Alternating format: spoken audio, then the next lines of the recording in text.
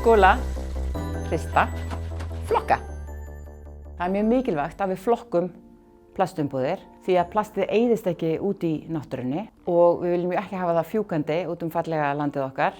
Og síðan það búið til aðallega úr olíu og þess vegna rosalega mikilvægt að við flokkum þessar umbúðir til að þær fari í endurvinnslu og þannig helst hráefnið áfram í hringrásinni. Og þá förum við aðeins í gegnum plastumbúðirnar frekar, þannig að þið viti hvaða umbúðir mega fara. Og í rauninni aðalreglan ef þetta eru umbúðir og þær eru úr plasti, þá mega þær fara.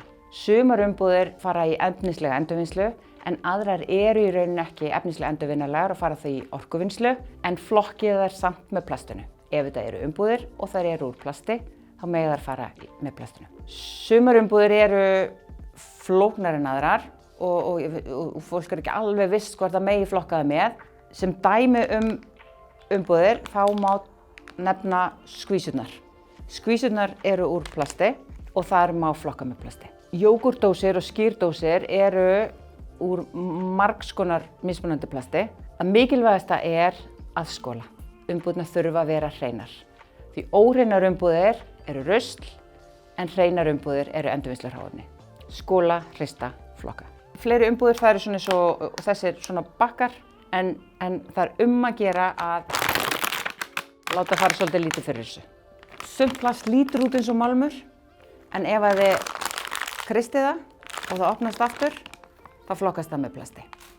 Annað sem er upplagt að gera að eins og pokar undan morgunkorni þá er líka hægt að nýta sem annaðhvort ruslapoka eða að setja smáu plasthlutina í. Því að ferillinn er langur fyrir plastið alla leið á endastöð og þá helst það kannski betur ef þið setjið það í poka. Allar umbúðir úr plasti sem hafa komist í snertingu við lyf og þá er það bæði litlu krukkurnar og lyfjaspjöldin. Apótekin safna þeim og þau senda þau í eyðingu. Þannig að núna kunnið þið að flokka plast og vitið að ef þetta eru umbúðir og þær eru úr plasti þá mega þær fara með nema ef þær eru hættumerktar. Þá á að flokka þær sem spilliefni og þær þurfa að vera hreinar.